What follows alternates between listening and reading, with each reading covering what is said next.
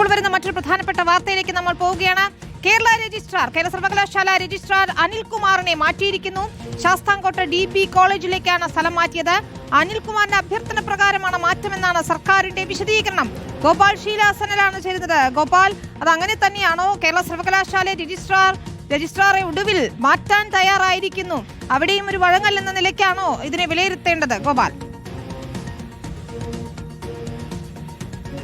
വിനീത, വേണമെങ്കിൽ അങ്ങനെ വ്യാഖ്യാനിക്കേണ്ടിയിരിക്കുന്നു. കാരണം ഇന്നലെ VC നിയമനത്തിൽ ഗവർണർക്ക് ഒരു പരിധിവരെയെങ്കിലും വിധേയപ്പെട്ടൊരു തീരുമാനത്തിൽ സർക്കാർ വഴങ്ങുന്നു. തൊട്ട് പിന്നാലെ തന്നെ ഇപ്പോൾ ഏറെ നാളായി, ഏകദേശം 6 മാസത്തോളം, കഴിഞ്ഞ ജൂലൈയിലാണ് അനിൽകുമാറിനെ ഭാരതാംബ വിവാദവുമായി ബന്ധപ്പെട്ട് സസ്പെൻഡ് ചെയ്യുന്നത്. പിന്നീട് സിൻഡിക്കേറ്റ് യോഗം കൂടി സസ്പെൻഷൻ പിൻവലിക്കുകയും കോടതി ഇടപെടുകയും ഈ സസ്പെൻഷൻ അനന്തമായി ഇങ്ങനെ നീണ്ടുപോവുകയും 6 മാസത്തോളമായി അനിൽകുമാറിന്റെ സർവകലാശാലയിൽ നിന്ന് മാറി നിൽക്കേണ്ടി വരികയും ചെയ്യുന്ന ഒരു സ്ഥിതിയൊക്കെ ഉണ്ടായിരുന്നു. ഏറ്റവും ഒടുവിൽ ഇപ്പോൾ സർക്കാർ ഉത്തരവ് പുറത്തിറക്കിയിരിക്കുന്നു.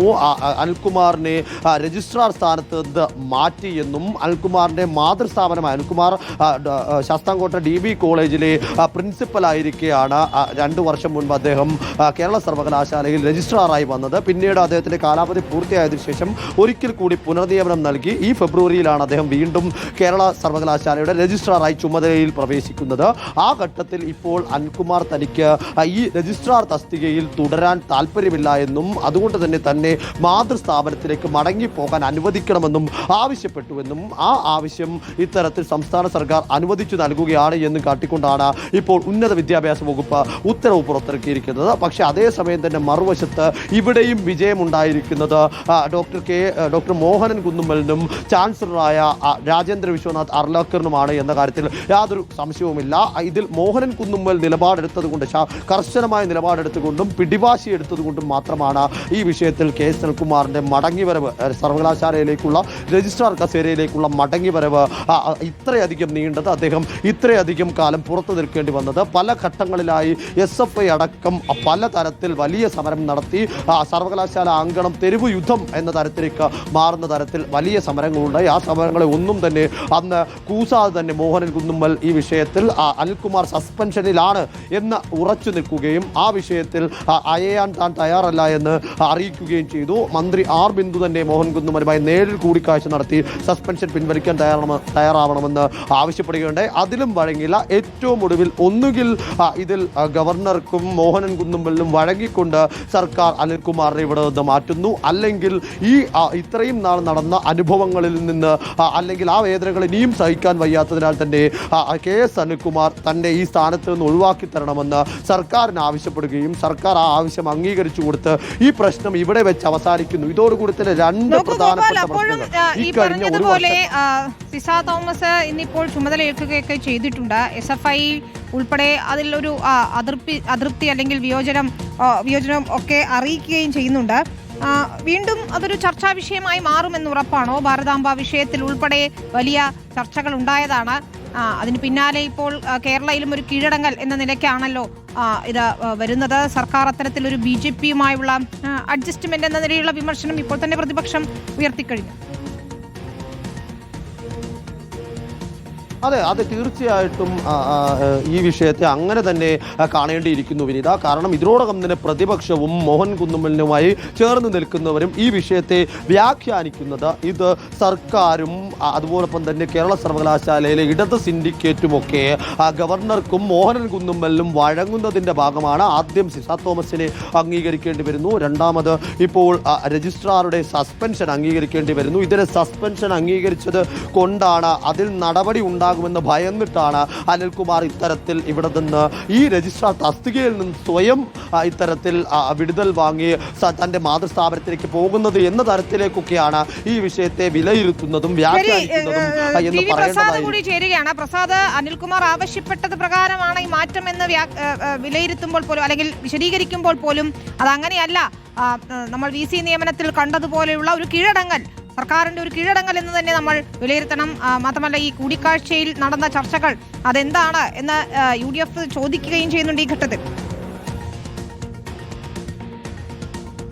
ഉറപ്പായും വിനീത, ഇതൊരു സർക്കാരിന്റെ കീഴടങ്ങൽ തന്നെയാണ് എന്നുള്ളതാണ്. നമുക്കറിയാവുന്നതുപോലെ ഗവർണർ അന്ന് രാജ്ഭവനിൽ ഭാരതാംബയുടെ ചിത്രം വെച്ച സമയത്ത് അന്ന് ആ ചിത്രത്തെ എതിർത്തുകൊണ്ട് രംഗത്തെത്തിയത് സർക്കാർ തന്നെയാണ്. ആദ്യം പി പ്രസാദാണ് അതിൽ പരസ്യമായി പ്രതിഷേധിച്ചുകൊണ്ട് ആ പരിപാടിയിലേക്ക് തങ്ങളില്ല എന്ന പ്രഖ്യാപനം നടത്തി ആ പരിപാടി പകരം സെക്രട്ടേറിയറ്റിലേക്ക് മാറ്റിയത് നമ്മളെല്ലാവരും കണ്ടതാണ്. അതിന് പിന്നാലെയാണ് ഭാരതാംബ ചിത്രം തന്നെ കേരളത്തിൽ ആകെ ചർച്ച ചെയ്യുന്ന ഒരു രീതി ഉണ്ടായത്. ആ സമയത്ത് സർക്കാർ കടുത്ത സ്റ്റാൻഡായിരുന്നു. മുഖ്യമന്ത്രിയും പാർട്ടിയും LDFും എല്ലാവരും ഒരൊറ്റ സ്റ്റാൻഡിൽ മുഖ്യമന്ത്രിക്കെതിരെയും അന്ന് രാജ്ഭവനെതിരെയുമുള്ള നിലപാടെടുത്തത്. അതിന് പിന്നാലെയാണ് കേരള സർവകലാശാലയിലെ സെനറ്റ് ഹാളിൽ ഒരു പരിപാടി സംഘടിപ്പിക്കുന്നത്. BJPയുടെ നേതൃത്വത്തിലുള്ള സംഘപരിവാര സംഘടനകളുടെ നേതൃത്വത്തിൽ. ആ പരിപാടിയിലും ഗവർണറായിരുന്നു പങ്കെടുക്കേണ്ടിയിരുന്നത്. അവിടെയും ഭാരതാംബയുടെ ചിത്രം വയ്ക്കാനുള്ള ശ്രമം നടത്തിയപ്പോഴാണ് അത് പറ്റില്ല എന്ന സർക്കാർ നിർദ്ദേശത്തെ തുടർന്നുള്ള സ്റ്റാൻഡ് അന്നത്തെ രജിസ്ട്രാറായ അനിൽകുമാർ എടുത്തത്. അനിൽകുമാർ പരസ്യമായി എന്ന് മാധ്യമങ്ങളോട് സംസാരിക്കുകയും ചെയ്തു. ഒരു കാരണവശാലും ചട്ടങ്ങൾ പ്രകാരം ഇവിടെ മതപരമായ ചിഹ്നമുള്ള ഭാരതാംബയുടെ ചിത്രം വെക്കാൻ കഴിയില്ല എന്ന സ്റ്റാൻഡ് അന്ന് സർവകലാശാല രജിസ്ട്രാറായിരുന്ന അനിൽകുമാർ എടുക്കുകയും ചെയ്തു.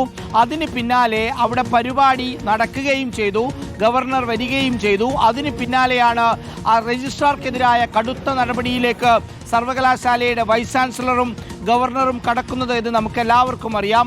അങ്ങനെ അനിൽകുമാറിനെ സസ്പെൻഡ് ചെയ്യുകയും ചെയ്തു. സസ്പെൻഡ് ചെയ്തതിന് ശേഷവും സർക്കാർ അനിൽകുമാറിനെ തിരിച്ചെടുക്കാനുള്ള നീക്കം നടത്തിയെങ്കിലും പിന്നീട് അത് നിയമപരമായി ഒരുപാട് പ്രശ്നങ്ങളിലേക്ക് പോയത് നമ്മളെല്ലാവരും കണ്ടതാണ്. ഒരു സർവകലാശാലയുടെ അവസാന വാക്ക് അത് സർവകലാശാല വൈസ് ചാൻസലറാണോ അതല്ല സർവകലാശാലയുടെ തെരഞ്ഞെടുക്കപ്പെട്ട സിൻഡിക്കേറ്റ് ആണോ എന്ന ചർച്ച ഇപ്പോഴും സജീവമായി പുരോഗമിക്കുന്നു. പക്ഷേ ഇപ്പോഴും അന്ന് സസ്പെൻഡ് ചെയ്യപ്പെട്ട രജിസ്ട്രാറായ അനിൽകുമാറിന് തിരിച്ചു വരാൻ കഴിഞ്ഞില്ല എന്നുള്ളതാണ്. ഇത് സർക്കാരിനെ സംബന്ധിച്ചിടത്തോളം അങ്ങേയറ്റം വലിയ തോൽവിയാണ് എന്നുള്ളതാണ്. അതായത് ഭാരതാംബയുടെ എവിടെയോ ഉള്ള ചിത്രത്തിനെ വിമർശിച്ച് അവസാനം അനിൽകുമാർ എന്ന രജിസ്ട്രാറെ സസ്പെൻഡ് ചെയ്ത് അദ്ദേഹത്തെ തിരിച്ച പദവിയിലേക്ക് കയറ്റാൻ പോലും പറ്റാതെ ഏറ്റവും അവസാനം മുട്ടുമടക്കിയിരിക്കുകയാണ് ഗവർണറുടെ മുന്നിൽ എന്നുള്ളതാണ്. അപ്പോഴാണ് വിനീത നേരത്തെ സൂചിപ്പിച്ച കോൺഗ്രസിന്റെ പ്രധാനപ്പെട്ട ആയുധം അവർ മുന്നോട്ട് വയ്ക്കുന്നത്. VD സതീശൻ അടക്കമുള്ള നേതാക്കൾ പലപ്പോഴും പറഞ്ഞതാണ് അവിടെ നടക്കുന്നത് ചക്രത്തി പോരാട്ടമാണ്, അതിൽ നമ്മൾ ഇടപെടാനില്ല. കാരണം സർക്കാരും രാജ്ഭവനും നടക്കുന്നത് അത് ഒത്തുകളിയുടെ ഭാഗമായുള്ള തർക്കം മാത്രമാണ്, അതല്ലാതെ ആത്മാർത്ഥത തീരെ അതിലില്ല എന്ന് പല ഘട്ടങ്ങളിലായി VD സതീശൻ പറഞ്ഞിട്ടുള്ളതുമാണ്. അങ്ങനെ ഒടുവിൽ ഭാരതാംബയ്ക്കെതിരെ ശക്തമായ നിലപാടെടുത്ത V ശിവൻകുട്ടിയും അതുപോലെ P പ്രസാദും മുഖ്യമന്ത്രിയും സർക്കാർ സംവിധാനവും എല്ലാവരും ഗവർണർക്ക് മുന്നിൽ ഒടുവിൽ കീഴടങ്ങി അനിൽകുമാർ എന്ന് പറയുന്ന കേരള സർവകലാശാലയുടെ രജിസ്ട്രാറെ ഒരു കോളേജിലേക്ക് ട്രാൻസ്ഫർ ചെയ്തിരിക്കുന്നു എന്നുള്ളതാണ്. ഉറപ്പായും അത് ഗവർണറുമായുള്ള ചർച്ചയ്ക്ക് ശേഷമാണ് എന്ന കാര്യം ഉറപ്പാണ്. സർവകലാശാലകളിൽ നേരത്തെ ഒരാളെ സർക്കാർ പറയുന്ന ആളും സജിയെ കണ്ണൂർ സർവകലാശാലയിലും അതുപോലെ തന്നെ ഇവിടെ സിസ തോമസിനെയും നിയമിച്ചതുപോലെ തന്നെ ഈ പറയുന്ന രജിസ്ട്രാറുടെ കാര്യത്തിലും ഒരു ഒത്തുതീർപ്പുണ്ടായി എന്നുള്ളതാണ്. അതായത് ഭാരതാംബയുടെ ചിത്രത്തെ എതിർത്ത കേരള സർവകലാശാലയുടെ രജിസ്ട്രാറായ അനിൽകുമാർ ഇനി ആ സ്ഥാനത്തേക്ക് തിരിച്ചില്ല. പകരം ശാസ്താംകോട്ട കോളേജിലേക്ക് അനിൽകുമാർ ആവശ്യപ്പെട്ടത് പ്രകാരം ട്രാൻസ്ഫർ ചെയ്യുന്നു എന്നുള്ളതാണ് ഉത്തരവിൽ പറഞ്ഞിരിക്കുന്നത്.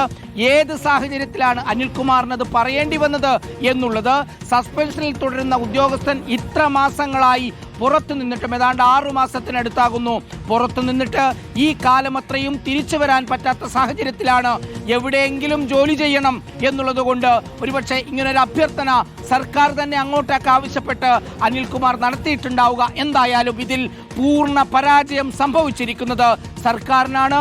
തെരഞ്ഞെടുക്കപ്പെട്ട സർക്കാരിന് ഗവർണർക്ക് മുന്നിൽ മുട്ടുമടക്കേണ്ടി വന്നു എന്നുള്ളതാണ്.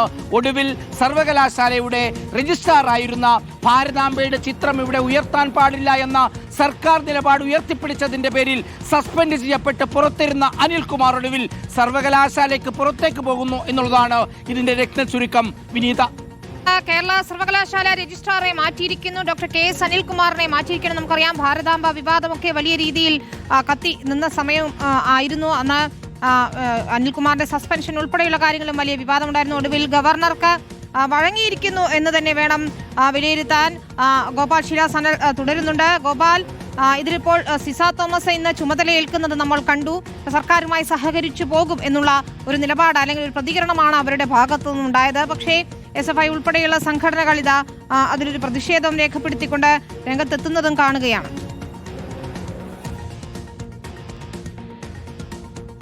അതെ വിനിത, ഈ തുടർച്ചയായുള്ള ഈ സംഭവങ്ങൾ നേരത്തെ സൂചിപ്പിച്ചതുപോലെ തന്നെ ഇക്കഴിഞ്ഞ ഒരു വർഷ കാലയളവിൽ ഏറ്റവും കൂടുതൽ ചർച്ചയായത് സിസ തോമസിന്റെ പേരും അതോടൊപ്പം തന്നെ ഈ അൽകുമാറിന്റെ പേരുമായിരുന്നു. ഉന്നത വിദ്യാഭ്യാസ മേഖലയെ സംബന്ധിച്ചിടത്തോളം അത് അൽകുമാറിന് വേണ്ടി എല്ലാ കാലവും സർക്കാരും ഇടത് സിൻഡിക്കേറ്റിൽ നിന്നു, മറുവശത്തെ സിസയെ എതിർത്തുകൊണ്ട് ഈ ഇടത് സർക്കാർ നിലയുറപ്പിക്കുകയും ഈ രണ്ട് വിഷയങ്ങളിലും സർക്കാരിന് തിരിച്ചടി ഉണ്ടായിരിക്കുന്നു എന്നതാണ് ഏറ്റവും പ്രധാനമായി സൂചിപ്പിക്കേണ്ടതായിട്ടുള്ള ഒരു കാര്യം.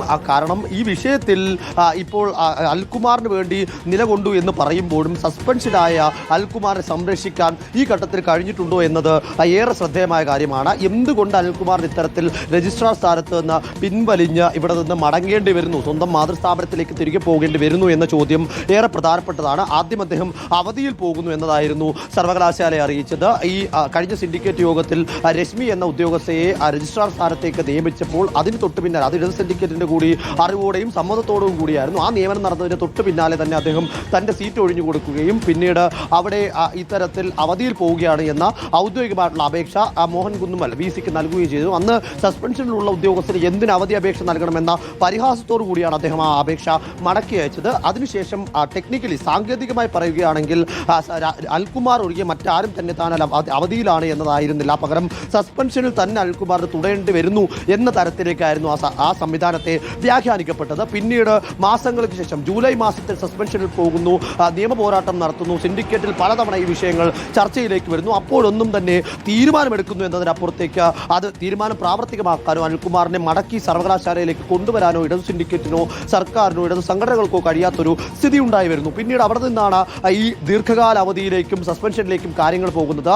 ജൂലൈ മാസത്തിൽ സസ്പെൻഷനിലായ അനിൽകുമാർ ഏറ്റവും അവസാനം ഈ വർഷത്തിന്റെ അവസാനം ഡിസംബർ മാസം താൻ സർവകലാശാലയിൽ നിന്നും തന്റെ മാതൃസ്ഥാപനമായ ശാസ്താംകോട്ട KSM-DB കോളേജിലേക്ക് മടങ്ങിപ്പോകാൻ, കുമ്പളത്ത് ശങ്കുപിള്ള മെമ്മോറിയൽ DB കോളേജിലേക്ക് പ്രിൻസിപ്പൽ സ്ഥാനത്തേക്ക് മടങ്ങിപ്പോകാൻ ആഗ്രഹിക്കുന്നുവെന്ന് അദ്ദേഹം അറിയിക്കുകയായിരുന്നു. ആദ്യം ഒരു ടേൺ പൂർണ്ണമായും കൃത്യമായും തന്റെ രജിസ്ട്രാർ സ്ഥാനത്ത് സർവകലാശാലയിൽ അൽകുമാർ പൂർത്തിയാക്കിയതിനു ശേഷം ഇക്കഴിഞ്ഞ 2025 തന്നെയാണ് അദ്ദേഹത്തിന്റെ വീണ്ടും പുനർനിയമനം നടത്തി അദ്ദേഹം വീണ്ടും രജിസ്ട്രാർ സ്ഥാനത്തേക്ക് മടങ്ങിയെത്തുകയും ചെയ്തത്. അദ്ദേഹത്തിന്റെ മികവ് കൊണ്ടാണ് അത്തരത്തിൽ അദ്ദേഹത്തിന് പുനർനിയമനം നൽകിയത് എന്നതായിരുന്നു അന്ന് ഇടത് സിൻഡിക്കേറ്റും സർക്കാരും മന്ത്രിയുമടക്കം വ്യക്തമാക്കിയത്. അങ്ങനെ ഒരു ഉദ്യോഗസ്ഥരാണ് ഇപ്പോൾ ഇവിടെ ബലിയാടാക്കപ്പെട്ടിരിക്കുന്നത് എന്ന് തന്നെ പറയേണ്ടിയിരിക്കുന്നു. കാരണം ഈ വിഷയത്തിൽ സർക്കാരിനൊപ്പവും ഇടത് സിൻഡിക്കേറ്റിനൊപ്പവും നിലയുറപ്പിച്ചതിന്റെ പേരിലാണ് അനിൽകുമാർ ഇത്തരത്തിലൊരു തിരിച്ചടി നേരിടേണ്ടി വന്നത് എന്ന കാര്യത്തിൽ യാതൊരു സംശയവുമില്ല.